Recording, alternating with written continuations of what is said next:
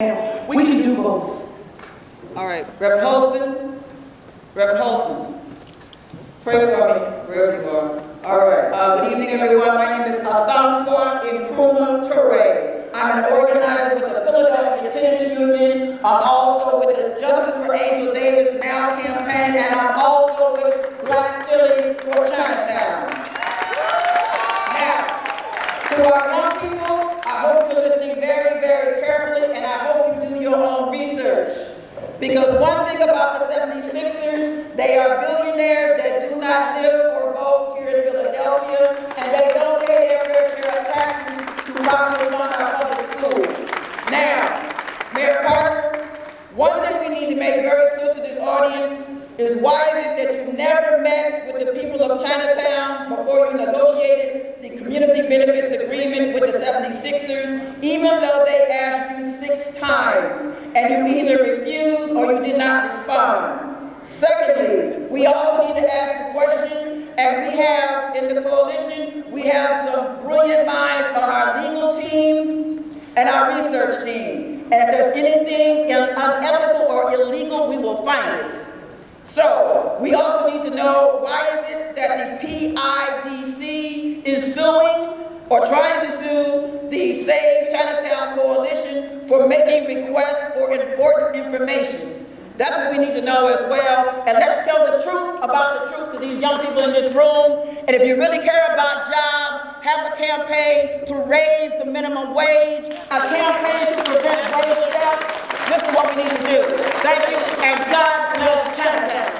Yes, tell me what your name is. Excuse me, ma'am. Tell me what your name is again. I heard one Asantua Nkrumah Toure.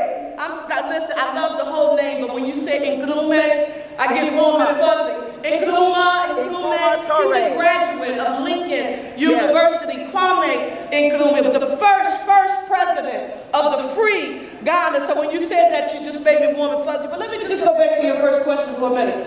You asked me why did I deny the Save Chinatown Coalition or Chinatown leaders 6 times. I want to say this to you. I want you to hear it directly from me. Tiffany Thurman from my office, the chief.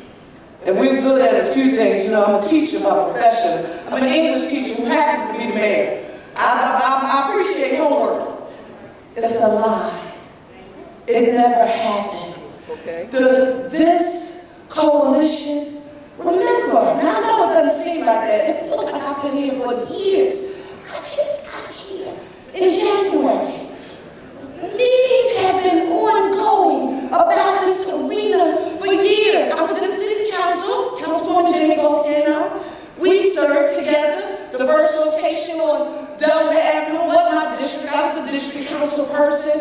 But the meetings and the research with the administration, I told Tiffany, you won't dare go through this list of meetings that the coalition had with members of the administration prior to my arrival and since I've been here. So it's a little disingenuous to say that I, Cherelle Parker, as mayor of the city of Philadelphia, refused to meet with Chinatown leadership. 1, that's not accurate. 2, I did meet with stakeholders in my office to, 1, hear from them directly. We had done our research. We read the data, the proposals they were about to go up online, I think maybe even the same day that we met that evening. The data became public, and I heard from them.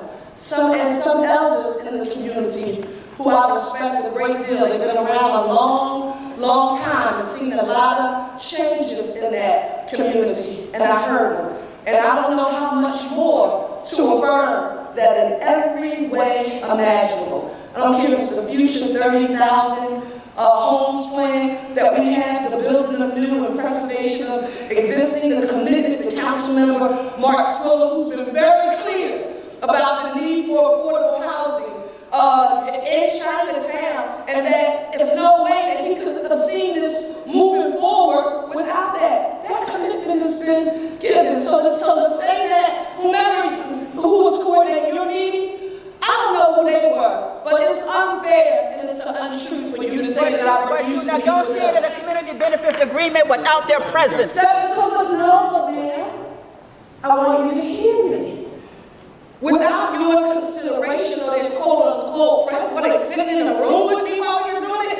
Absolutely not. But we had volumes upon volumes of data that we had from meetings that they had with the prior administration. Some people had notes that they had given us. We had reports where they said, we're only talking about this. but Lord, now see, That's all. Now see, you can't pick and choose. You know the data was collected, and it was starting to be collected long before I arrived. That's a little disingenuous and not fair.